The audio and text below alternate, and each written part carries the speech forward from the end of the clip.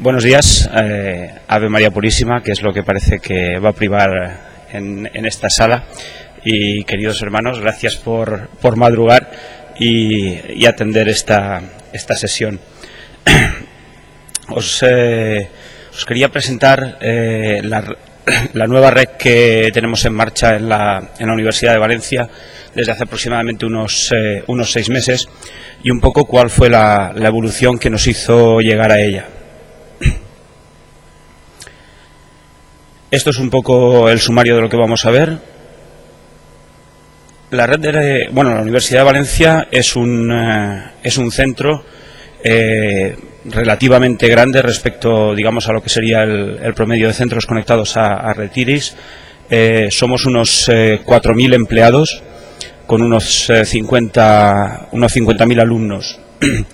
La universidad está distribuida en tres grandes campus que aproximadamente representan el 90% del tamaño de la universidad, y una amplia dispersión de centros pequeños en lo que es el área metropolitana de Valencia. Solamente tenemos 2 centros remotos que están situados a distancias grandes, superiores a los 100 kilómetros desde Valencia. Las necesidades de una institución de este tipo para su red de datos y de comunicaciones, pues las podréis suponer muchos, ¿no? Tenemos una importante necesidad de incremento en conectividad por motivos internos y externos. Los internos es que cada vez tenemos nuevos centros, nuevos edificios que conectar, con mayor número de equipos y de personas que quieren utilizar la red. Y por otra parte, externamente, tenemos la conectividad Red Iris, que con las mejoras de los últimos años, continuas, permanentes y cada vez mejores, al mismo tiempo son un reto para nosotros al llegar con una adecuada conectividad y no ser el cuello de botella nuestra propia institución a la hora de permitir la conectividad de nuestros investigadores o personal hacia el exterior. Por supuesto, todo esto viene acompañado de las necesidades habituales de los investigadores, siempre normalmente punteras. Hemos estado oyendo las sesiones sobre el grid y todas las necesidades que tienen de conectividad. Y por otra parte, la distribución y cada vez la puesta en marcha de máquinas más potentes obligan a tener una red en consonancia con ellas, ¿no? Bueno, esto mejora la acústica del local. La red de la Universidad de Valencia, en lo que es su infraestructura de cableado, pues bueno, es la habitual. Hace ya bastantes años que disponemos de cableado estructurado con UTP-5 de categoría 5 en el peor de los casos y fibra óptica. Todos los edificios, todos prácticamente sin exclusión de los campus principales, tienen conexiones de fibra óptica a los nodos centrales de cada campus.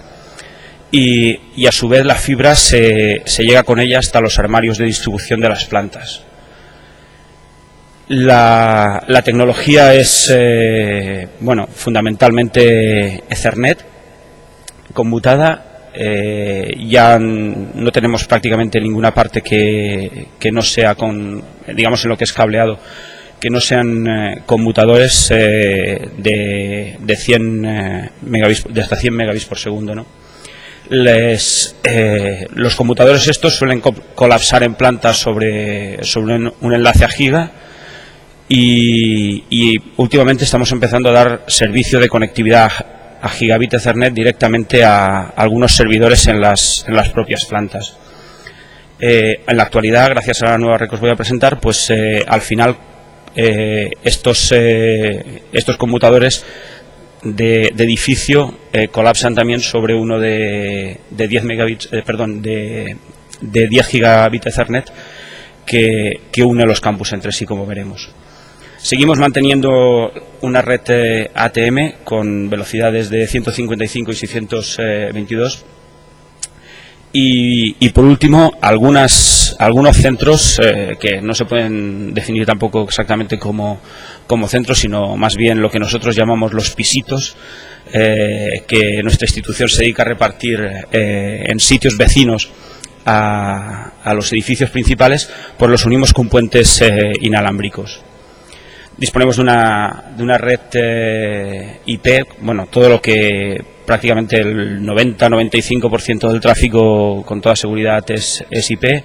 Disponemos de una clase B bastante segmentada, 125 subredes en estos momentos, 54 VLANs, la mayoría de ellas en distribución geográfica, es decir, normalmente separa edificios, un edificio de otro edificio, aunque también las hay que se extienden dentro de un mismo campus, e incluso algunas intercampus, como luego veremos.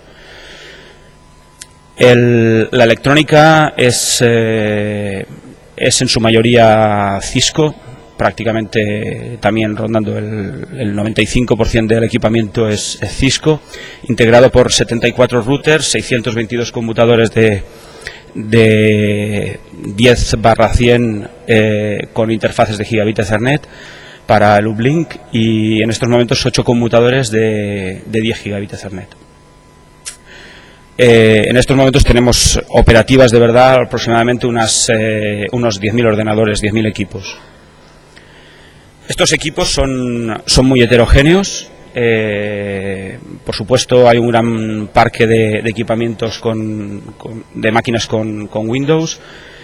Macintosh todavía tenemos un número ciertamente elevado, de ahí que mantengamos de forma paralela un soporte para el tráfico AppleTalk, aunque cada día, a medida que se va modernizando el parque, pues nos vamos olvidando de él. Y en un aumento bastante importante, más máquinas conectadas con Linux y una cierta cantidad de máquinas con sistemas operativos propios, Unix-like, ¿no? Las aplicaciones, pues las típicas, correo basado en lo que veis aquí, Sendmail y nuestro, webmail, el Postman. El servidor de web también sobre Apache. La base de datos de nuestros equipos, lo que gestionamos más directamente la gente de red, es una aplicación propia sobre Postgres, una base de datos Postgres y interfaz web que te permite controlar IPs, direcciones MAC, sin mucha complejidad. La verdad es que para todo el número de máquinas se está portando bastante bien. En supercomputación hemos adquirido también recientemente, en este año que en curso, un supercomputador de Silicon integrado por 104 CPUs. Disponemos también de un mainframe, sobre todo para los temas de gestión, en tecnología Z390 de IBM. Y aplicaciones de consumo de ancho de banda intensivo, pues en estos momentos, aunque estamos lejos de saturar nuestras líneas y nuestra red, pues es un servicio de disco compartido sobre Samba y las aplicaciones de aula virtual. No olvidar tampoco, porque luego tendrá particular incidencia sobre la infraestructura de red, el proyecto de Opera Oberta, ¿no? Esta es la situación de la red en el año 96. Es cuando de verdad unimos los 3 campus principales, el de Burjasot, Los Naranjos y Blasco Ibáñez. Se unieron por unas líneas de 34 megabits por segundo, E3, en ATM. Sobre ese ATM se rodaba LANe y exclusivamente se transmitían datos. Sobre ese LANe estaba montado todo el stack de TCP/IP.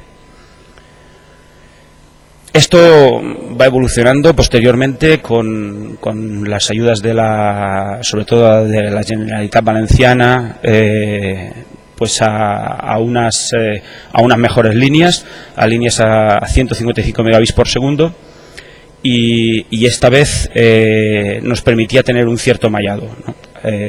Alquilamos, al tener disponibilidad económica, Las líneas estas normalmente nos eran proporcionadas, algunas por la Generalitat y otras directamente alquiladas por nosotros al proveedor de telecomunicaciones predominante, no a Telefónica. Aquí, alrededor del año 2000, se incluyó la parte de telefonía a través de emulación de circuitos, que nos permitía unir las centrales más importantes de cada campus. Esto era todo emulación de circuitos sobre ATM y sigue siendo así, como veremos. ¿Qué problemas tenía la infraestructura? Bueno, la infraestructura y el montaje que teníamos hasta ese momento. Pues el principal problema era la LAN. El rendimiento era, poco mejor que una fase Ethernet. La compatibilidad ya desde el primer momento no era total y completa. Tuvimos que cambiar algunos sistemas, por ejemplo, de impresión sobre protocolos Ethernet que no funcionaban bajo LAN. La complejidad era elevada. Cada vez que tenías que diseñar o modificar algo del LAN tenías que pensarlo y hacerlo con mucho cuidado. La redundancia para el LAN no era fácil. Las pruebas que hicimos no nos acabaron de convencer.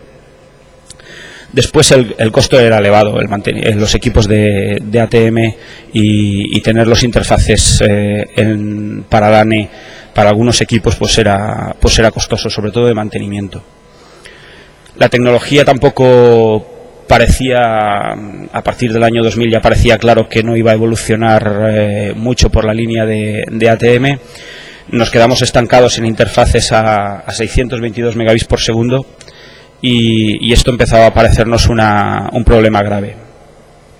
Y después la inestabilidad no era exagerada, pero sí que en muchas ocasiones se nos presentaban serios problemas con las caídas de todo el sistema LAN, que afectaban sobre todo a servidores que teníamos conectados en LAN.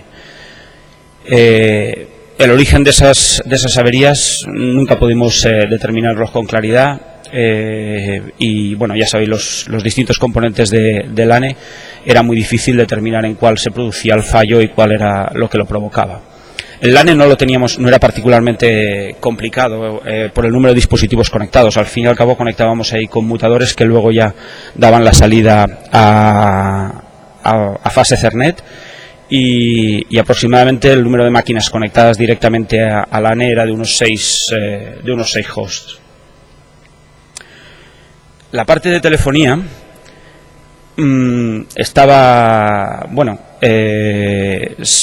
tratamos de simplificarla lo máximo posible. En principio, lo que pretendimos era evitar pagar las líneas punto a punto que unían las centrales telefónicas Ibercom y bueno, se nos planteó la idea de hacerlo con emulación de circuitos sobre ATM.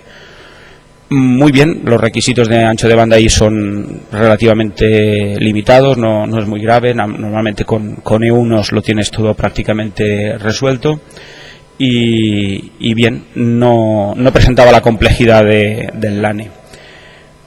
Las centralitas funcionaron desde el primer momento sobre estas emulaciones de circuitos y no se nos han producido problemas una vez que de verdad determinamos si exactamente tenían que ser E1 estructurados o no estructurados y este tipo de historias, ¿no? La complejidad es muy reducida, se puede hacer con PVCs o soft PVCs, es relativamente sencillo y cómodo de configurar en los equipamientos. El costo sigue siendo caro por la parte de ATM, pero por otra parte las alternativas que hay no son tampoco particularmente baratas en contrapartida a la Ethernet para los datos, y la fiabilidad que obtuvimos es bastante elevada. El uso de routing ATM, PNNI y soft PVCs permitía tener la estabilidad de esos circuitos incluso ante la caída de cualquiera de las ramas de conexión de las centrales. Y el problema de que el equipamiento ATM sigue una línea hacia la obsolescencia, pues sigue estando vigente en este caso. En el año 2000 empezamos a tratar de ver cómo podíamos conseguir mayor ancho de banda en nuestras troncales y claro, el problema era unir el área metropolitana los elementos que teníamos en el área metropolitana de los 3 campus. Nuestra idea principal era obtener una fibras oscuras, pares de fibras oscuras y tener siempre la posibilidad de poner lo que nos apeteciese en esa infraestructura.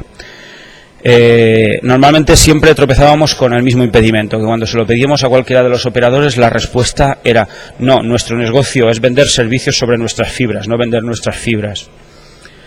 A partir del año 2000 se empiezan a vislumbrar respuestas un poco más diferentes, es decir, se encuentran mentes un poco más abiertas a la idea de proporcionarte pares de fibras. Bueno, el declive del ATM y la clara eclosión de la Ethernet con Gigabit Ethernet y después 10 Gigabit Ethernet hacen que los datos no tengamos mucha posibilidad de pensar en otro camino y utilizar Ethernet. En telefonía la cosa ya era diferente porque las posibilidades de evolución no se nos parecían tan claras. El meter la parte de las líneas de telefonía sobre la Ethernet o sobre IP empezaba a ser factible, pero el equipamiento no era barato y después los problemas de configuración, calidad de servicio y reserva de ancho de banda no parecían triviales. Con todo esto empezamos a plantearnos opciones. Nos planteamos, dos opciones principales. Una, fijarnos solamente en los datos y dejar la telefonía tal como la teníamos.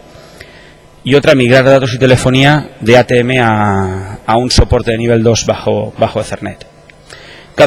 Cada una de estas teníamos distintas opciones.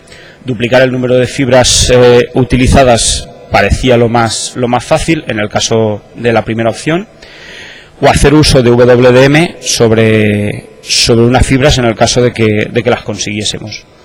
Lo de migrar datos a telefonía y telefonía sobre ATM era un poco más doloroso, porque partíamos de instalar multiplexores que encapsularan las tramas E1 en paquetes IP, que eso te permitía dejar las centralitas tal como estaban, o comprar equipamiento para las centralitas que estaban en un estado también de una cierta obsolescencia, con lo cual era una inversión que no parecía muy adecuada. Esta es una de las opciones, simplemente unir los campus con un par de fibras oscuras y pasar por ellos de WDM y meter junto el ATM con el Gigabit Ethernet que en esos momentos teníamos planteado. Otra de las opciones, la B1, que aparecía anteriormente, era utilizar los multiplexadores de unos sobre IP y ponerlos sobre la fibra oscura donde ya teníamos nativo el IP o la Ethernet.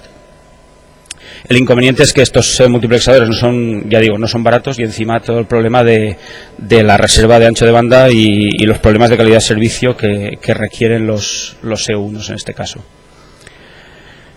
Visto esto, lo que decidimos era duplicar simplemente el número de fibras, ver si podíamos conseguir duplicar el número de fibras, si las conseguíamos, y dejar la parte de ATM y la parte de Ethernet separadas. Y siempre nos cabía la posibilidad, en el caso de tener que recurrir a más servicios o necesitar más ancho de banda, bajo fibra oscura utilizar tecnologías de WDM. Bien, a finales del 2002 los operadores están dispuestos a entrar en el juego. Pedimos fondos FEDER para ello, una superestructura de fibra óptica y una infraestructura de electrónica de 10 gigabit Ethernet. No estábamos muy convencidos de que con los fondos que pedíamos pudiésemos conseguirlo, pero bueno, al menos lo intentamos. Aquí asumimos en algunos puntos un cierto riesgo. Las propuestas se aprueban en julio del 2003, se sacan los concursos y se adjudican a finales del 2003, muy rápido. verdaderamente rápido. El presupuesto de la superestructura de fibra óptica fue de 480.000 euros. La adquisición, se trataba de obtener una adquisición de fibras. En principio lo que se pedía eran solamente 3 enlaces con 2 fibras, que era en principio insuficiente para lo que pretendíamos, pero por los precios que habíamos estado barajando con las operadoras era lo que parecía entrar. Craso error, ¿no? Después de ver las 5 ofertas que se presentaron, el resultado fue una adjudicación a la empresa Neosky, donde obtuvimos 4 enlaces de 4 fibras en topología de anillo, con los pares distintos redundados por caminos diferentes. Una redundancia aproximadamente en el camino del 98%, solamente hay un 2% del camino que coincide, y una garantía del servicio de estas fibras durante 15 años. Esto es lo que acabaron montando en los plazos correctos. 18 kilómetros de fibra que une el campus de Burjasot con el de Los Naranjos, y 10 kilómetros entre el campus de Burjasot, Blasco Ibáñez. A su vez, el campus de Los Naranjos y Blasco Ibáñez unido, cerrando la malla por 5 kilómetros de fibra. Esto nos obligó a utilizar y pensar en la adquisición de Xenpax de tercera ventana para llegar a cubrir esas distancias. Xenpax verdaderamente caros para lo que son. Si conocéis un poco Valencia, este es el trazado de las fibras, de ahí las distancias tan enormes, ¿no? Porque bueno, la compañía Neosky forma parte de Iberdrola y por lo tanto utiliza su infraestructura de eléctrica, ¿no? Entonces había viajes hasta centrales eléctricas un tanto separadas de lo que es la ciudad. Podemos ver que pasa por la fibra, pasaba relativamente cerca de otras, aquí no aparece pintado, bueno, el Jardín Botánico y Magisterio, de otros centros que también tienen requisitos de ancho de banda, y en estos momentos se está procediendo a una ampliación de este proyecto. La red queda así, aquí veis la distribución, digamos, por centros pequeños donde se unen a qué campus tienen la conectividad, y lo que obtenemos es los enlaces en rojo de ATM y los enlaces de las otras fibras sobre las cuales está los 10 gigabits Ethernet. Hablando de los 10 gigabits Ethernet, el concurso se sacó por 600.000 euros. Los requisitos eran estrictamente los que nos permitían hacer la conexión de los campus: 4 conmutadores, 28 interfaces Ethernet de 10 gigabit y 144 interfaces Ethernet de 1 gigabit para llegar a los edificios o incluso a las plantas con el mínimo salto posible. Esto significaba una amplia densidad de interfaces gigabit en cada uno de los conmutadores que se solicitaban. Se reciben 15 ofertas, todas con el mismo equipamiento. Bueno, también hay que tener en cuenta que toda la base instalada ya era Cisco. Y se obtienen 8 conmutadores Catalyst 6500 con supervisora 720, con 52 interfaces de 10 gigabits por segundo y 246 interfaces de 1 gigabit por segundo. Esta es la instalación de uno de los conmutadores, con sus interfaces en fibra, sus interfaces en cobre, los interfaces de 10 gigas. Y bueno, algún elemento adicional que luego se ha ido instalando como tarjetas de firewall. La ejecución del proyecto fue, yo creo que verdaderamente ejemplar, con lo que cabe felicitar a las empresas adjudicatarias. Se adjudican los concursos el 23 de diciembre del 2003 y en mayo, mediados de mayo del 2004, tenemos la red operativa. El resultado es la red que bautizamos como rápida, de momento, y bueno, pues está funcionando en estos momentos, ya digo, desde esa fecha. Este es el esquema un poco de cómo está la conectividad en estos momentos, esquemáticamente.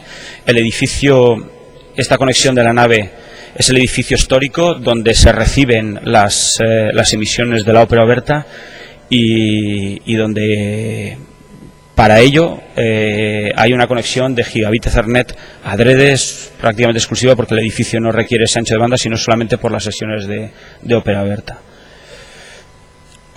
No solamente, bueno, esto es un poco para ver cómo tenemos configurados esos interfaces de 10 gigabit. Las uniones entre los campus son en 10 gigabits, pero con los interfaces solamente en routing. Y las conexiones a otros conmutadores de 10 gigas dentro de cada campus son en trunking de VLAN. Al mismo tiempo, por la parte de ATM, sigue funcionando el LANe para soportar el trunking de las VLANs que de momento necesitamos pasar de un campus al otro, pero que son bastante limitadas. La fiabilidad que en estos momentos estamos obteniendo es muy alta. La tecnología Ethernet nos está dando mucha confianza. El único inconveniente es que hubo que hacer bastante trabajo en el acondicionamiento de los lugares donde iban los equipos, pues aire acondicionado, alimentación diversificada y sobre todo tener un stock de piezas de repuesto importantes. La topología de la red, tal como la tenemos con el anillo, nos permite rodar protocolos cuya respuesta ante las caídas es bastante rápida, como el PNNI para ATM y los PVCs que soportan la telefonía, y el EIGRP para datos a nivel 3. El Spanning Tree se utiliza poco en lo que es la troncal, porque veis que son interfaces de routing todos ellos. ¿Qué obtenemos con esto? Pues una redundancia bastante elevada. Incluso podemos soportar hasta 3 caídas de interfaces en voz menos, de enlaces, perdón, y sin ninguna merma en la conectividad. Como los anchos de banda estos nos permiten pasar los caudales que nos exigen nuestros usuarios sin problemas, pues la verdad es que en estos momentos y la redundancia de caminos nos dan una tranquilidad bastante elevada. Para terminar, los proyectos de futuro: ampliar a los 2 centros un poco dispersos pero con mayor demanda por parte de los investigadores de ancho de banda, y nos va a permitir el despliegue de servicios interesantes como la recuperación en caso de desastre y la duplicación de nuestras bases de datos en sitios bastante remotos, y la integración de los servidores que cada vez van creciendo más de nuestros investigadores en centros distribuidos. Y por último, quizá hacer alguna experiencia con WDM en el futuro, si tenemos una mayor necesidad de ancho de banda o necesitamos una flexibilidad adicional. Muchas gracias y mis disculpas por haberme pasado un poco del tiempo.